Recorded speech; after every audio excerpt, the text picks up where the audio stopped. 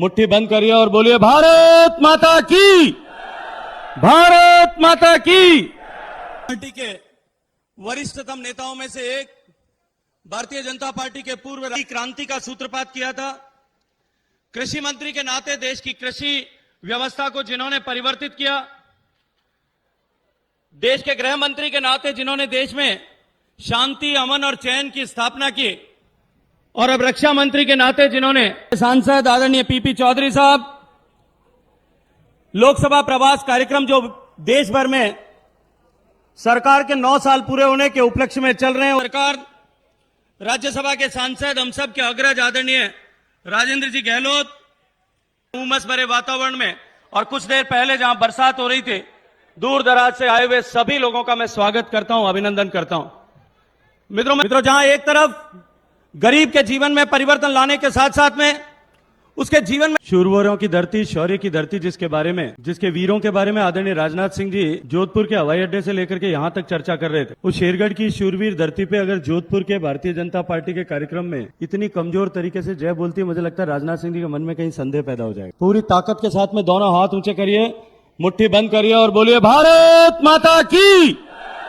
भारत माता की।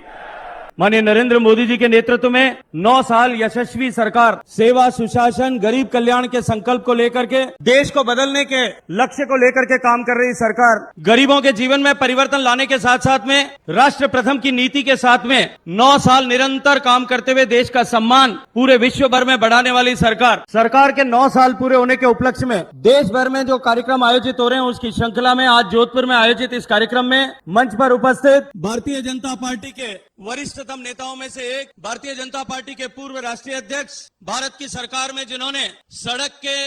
भूतल परिवहन मंत्री के नाते आदरणीय अटल जी की सरकार में सड़क क्रांति में एक नई क्रांति का सूत्रपात किया था। कृषि मंत्री के नाते देश की कृषि व्यवस्था को जिन्होंने परिवर्तित किया, देश के गृह मंत्री के नाते जिन्होंने देश में शांति, अमन और चैन की स्थापना की, और अब रक्षा मंत्री के नाते जिन्होंने गलवान की घाटी से जो संदेश चीन और पूरी दुनिया को दिया, ऐसे आदरणीय रक्षा मंत्री आदरणीय राजनाथ सिंह साहब का मैं जोधपुर मारवाड़ की इस धरती पर स्वागत करता हूं, अभिनंदन करता हूं। मंच पर उपस्थित भारतीय जनता पार्टी के निवर्तमान प्रदेश अध्यक्ष, विधानसभा में विपक्ष के उपनेता आदरणीय डॉक्टर सतीश पूनिया जी, संसद में मेरे साथी पाली के सांसद आदरणीय पीपी चौधरी साहब, लोकसभा प्रवास कार्यक्रम जो देश भर में सरकार के 9 साल पूरे होने के उपलक्ष्य में चल रहे हैं, उसमें जोधपुर लोकसभा में प्रभारी के नाते काम कर रहे, हम सब का मार्गदर्शन कर रहे राज्यसभा के सांसद आदरणीय श्री राजकुमार चार जी, जो किसान मोर्चा के राष्ट्रीय अध्यक्ष भी हैं। मंच पर उपस्थित आदरणीय अर्चना चिटनीस जी, पूर्व मंत्री मध्य प्रदेश सरकार, राज्यसभा के सांसद, हम सब के अग्रज आदरणीय राजेंद्र जी गहलोत, प्रदेश उपाध्यक्ष और भारतीय जनता पार्टी राजस्थान के ध्वज से चुनकर रानीवाड़ा से लगातार विधायक बनने वाले आदरणीय नारायण सिंह जी, पूर्व शिक्षा मंत्री आदरणीय वासुदेव जी, जिला संगठन प्रभारी और भाजपा जोधपुर देहात दक्षिण के और विधायक आदरणीय श्री जोगेश्वर जी, मेरे अग्रज फलौदी के विधायक आदरणीय श्री पब्बाराम जी, मंच पर उपस्थित आदरणीय सूर्यकांता व्यास जी, विधायक सूरसागर, मंच पर उपस्थित आदरणीय श्री गजेंद्र सिंह जी खीमसर, पूर्व मंत्री, आदरणीय शंभू सिंह साहब खेतासर, पूर्व मंत्री, आदरणीय जोगाराम जी पटेल, पूर्व संसदीय सचिव एवं विधायक, आदरणीय भैराराम जी सियोल, पूर्व संसदीय सचिव और पूर्व विधायक, श्रद्धेय प्रतापपुरी जी महाराज, भारतीय जनता पार्टी के जिलाध्यक्ष आदरणीय श्री देवेंद्र सालेचा जी, आदरणीय मनोहर पालीवाल जी,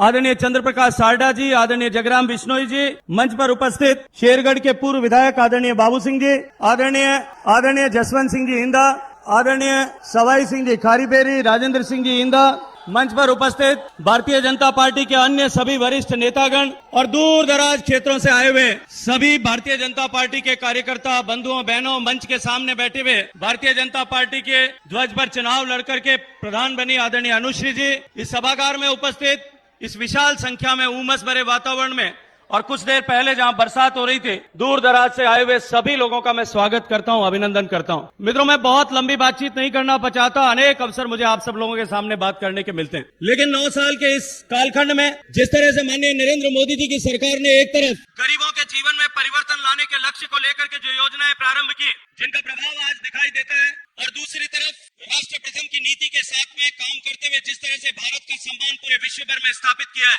अभी हाल ही में अमेरिका के दौरे में हम भारत के 130 करोड़ लोगों ने नहीं, अभी तो दुनिया भर के लोगों ने साक्षी भाव से चमत्कृत दृष्टि से उसे देखा है। मित्रों, जहां एक तरफ गरीब के जीवन में परिवर्तन लाने के साथ साथ में उसके जीवन में सहूलियत लाने के जो विषय वर्षों से लंबित थे, आजादी के इतने साल बीत जाने के बाद में भी देश का गरीब जिस विकास की बाट जोते जोते उसकी आंखें जो पथरा गई थी, आज उस गरीब को यह पहली बार एहसास होने लगा है कि देश में जो सरकार है वो गरीबों की हितैषी सरकार है, गरीबों का कल्याण करने वाली सरकार है, गरीबों के लिए सोचने वाली सरकार है और गरीबों के लिए काम करने वाली सरकार है। देश की सरकार ने माननीय नरेंद्र मोदी जी के नेतृत्व में बिजली, पानी, सड़क, चिकित्सा, इन सामान्य सुविधाओं और आवास, इन सामान्य आवश्यकताओं, मूलभूत आवश्यकताओं की प्रतिपूर्ति के लिए जिस तरह से पिछले 9 साल में काम किया है, एक नया गवर्नेंस पैटर्न देश में खड़ा किया। आजादी के बाद में निरंतर जो सरकारों ने काम किया वो अभावों में काम करने वाली सरकारें थी, जहां छोटे छोटे टुकड़ों में लोगों के जीवन में परिवर्तन लाने के लिए विकास के काम किए जाते थे। कहीं राजनीतिक प्रतिबद्धताओं के आधार पर भेदभाव होता था,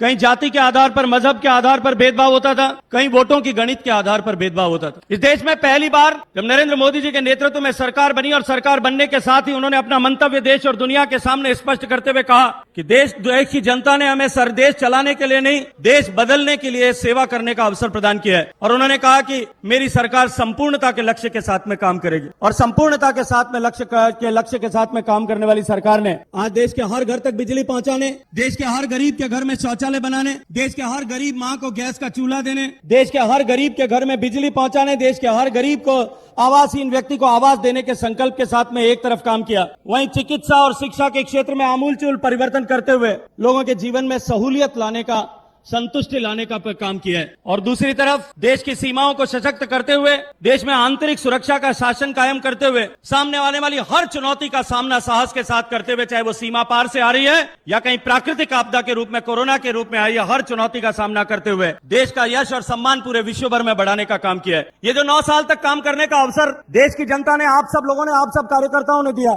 उस अवसर के लिए आप सब लोगों का अभिनंदन करने के लिए, देश की जनता को प्रणाम निवेदन करने के लिए, उनके श्री चरणों में अभिवादन करने के लिए कि हमें देश को बदलने का जो सौभाग्यपूर्ण अवसर आपने दिया। जनसंघ के जमाने से लेकर के भारतीय जनता पार्टी की स्थापना और उसके बाद में निरंतर जिन विचारों के साथ में, जिन संकल्पों को लेकर के, चाहे वो राम मंदिर के निर्माण का होगा, 370 को हटाने का होगा, इन सब संकल्पों को लेकर के जो यात्रा हमने निरंतर इतने वर्षों तक की थी, उस यात्रा को ऊंचाई तक पहुंचाते हुए राम मंदिर के निर्माण से 370 को हटाने तक का जो आशीर्वाद इस देश की सेवा का आप सब लोगों ने दिया, उस आशीर्वाद के लिए देश भर के मतदाताओं का, कार्यकर्ताओं का अभिनंदन करने के लिए जो कार्यक्रम आयोजित किए गए हैं, मैं आदरणीय राजनाथ सिंह जी का बहुत सारा स्वागत करते हुए